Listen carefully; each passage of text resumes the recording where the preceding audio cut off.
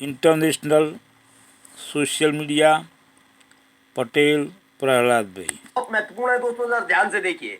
Just media ने लिखा, Bombay high court ने चुनाव आयोग को भेजा है नोटिस। बॉम्बे हाईकोर्ट ने चुनाव आयोग को नोटिस भेजा, किस बात को? महाराष्ट्र चुनाव में अनियमितताओं का आरोप लगा है। बंबई हाईकोर्ट ने चुनाव आयोग को नोटिस भेजा है।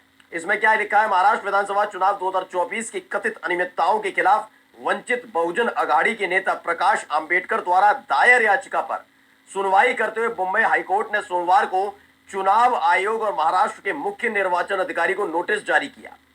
याचिका में कहा गया है कि मतदान के समापन के बाद भारी संख्या में डाले गए वोटों की पारदर्शिता पर उनको वोटिंग जो हुआ है मारकटवाड़ी, आप सब ने बहुत उस पर टीवी पे भी कवरेज दिया था, उसमें उनका मानना है कि वो चुन के आए हैं लेकिन उनको जो वोट पड़ने चाहिए वो नहीं मिले हैं, तो वो फिर से जीते हैं, फिर भी री इलेक्शन चाहते हैं और कह रहे हैं कि बैलेट पे लिया जाए।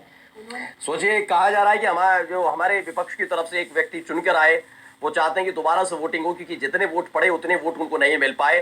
क्योंकि ये लोग हमेशा कहते थे जीत जाते हैं तो बैलेट पेपर की मांग नहीं करते। सुप्रिया सुले को सुन लीजिए, तमाम अंधभक्तों, खासकर चुनाव आयुक्त सुन ले। मैं आज बीजेपी की नहीं कहूंगा, किसी की नहीं, चुनाव आयुक्त राजीव कुमार सुन ले, क्योंकि आप प्रेस कॉन्फ्रेंस में यही बात बोलते हैं। आप पद का दुरुपयोग कर रहे हैं।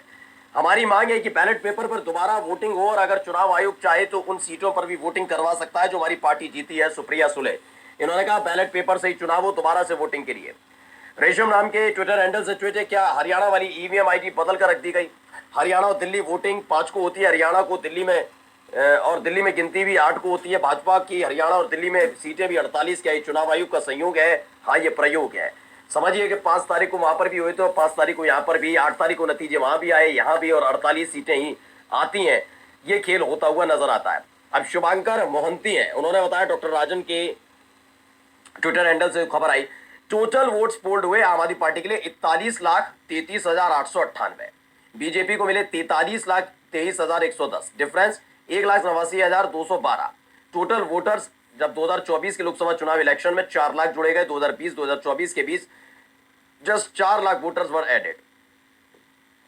अब आंकड़ा इन्होंने इस तरीके से सामने रखा है और ये बताता है अंतर सिर्फ उन्हीं लोगों का निकल कर आता है जो है ये प्रशासन जीता, चुनाव आयोग जीता, लोकतंत्र हारा, ये इस तरह की बातें कहते हैं।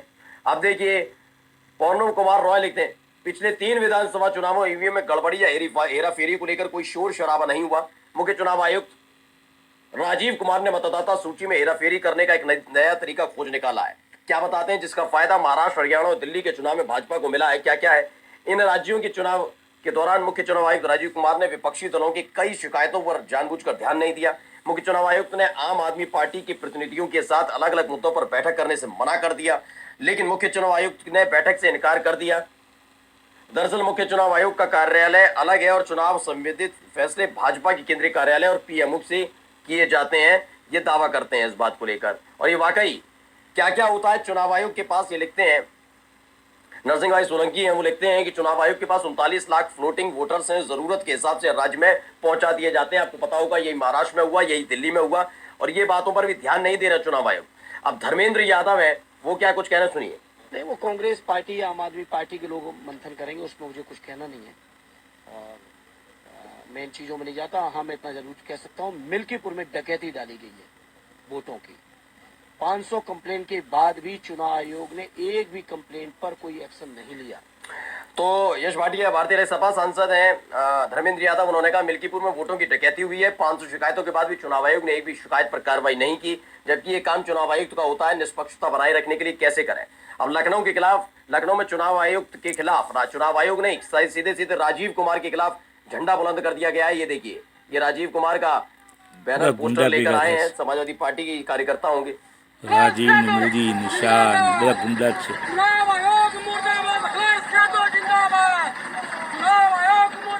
तो देखिए, नाराजगी व्यक्त की गई है चुनाव आयुक्त के खिलाफ। ये कम से कम इस पर सोचना चाहिए आज ऐसे ऐसे हालात क्यों पैदा हुए। चुनाव आयोग की निष्पक्षता पर सवाल उठाते हुए प्रदर्शनकारियों ने मुख्य चुनाव आयुक्त राजीव कुमार का पुतला फूंका। विपक्षी दलों ने आरोप लगाया कि उनकी नियुक्ति में सत्ता पक्ष की भूमिका है, क्योंकि आपको याद होगा हाल ही में अखिलेश यादव ने भी और राहुल गांधी ने भी उठाया था कि सीजीआई इस देश के चीफ जस्टिस ऑफ इंडिया को जो कोलिजियम बना हुआ है उससे बाहर क्यों रखा गया, सवाल है। आप देखिए, Rahul Gandhi The thing to A understand પૈસા ખીજો મને લાગે છે is the voting Chandrachud number of ગોગોઈને voters બધા who ગાર્બેજ voted જ for આવશે these three parties સુપ્રીમ કોર્ટના જજે ગાર્બેજ આવશે has not reduced within Lok Sabha and Vidhan Sabha. We have got the same correct amount state of બધા votes. जी And here is an example. So the Congress vote in Lok Sabha 2024 બાંગ્લાદેશને पूरे જેવું જ तरीके થશે से મને એવું इन्होंने લાગે છે समझाया चोर चोर मौसेरे भाई चुनाव आयोग और भाजपा ये कुलदीप सिंह राय कहते हैं। ऐसे ही निर्दलीय सूर्यवंशी एडवोकेट हैं, वो भी कहते हैं चुनाव आयोग का भाजपा में शामिल होने से इनकार। अब लोग मजे लेने लगे हैं भाई, अब लेंगे मजे। जब इस तरह के हालात आप पैदा करेंगे तो इसी तरीके से नाराजगी भी व्यक्त होगी और गुस्सा होगा। चुनाव आयोग का भाजपा में शामिल होने से आप इनकार, कहा बाहर से ही समर्थन जारी रहेगा। और देखिए कहते हैं कहा बाहर से ही समर्थन जारी रहेगा। इस तरह की शब्दावली का इस्तेमाल वहां पर लगातार किया जा रहा है। अभी भी लिखते हैं लखनऊ में सपा दफ्तर के बाहर चुनाव आयोग का पुतला फूंका गया, जो मैंने भी आपको तस्वीर भी दिखाई। लखनऊ में नाराजगी लोगों के बीच भी है।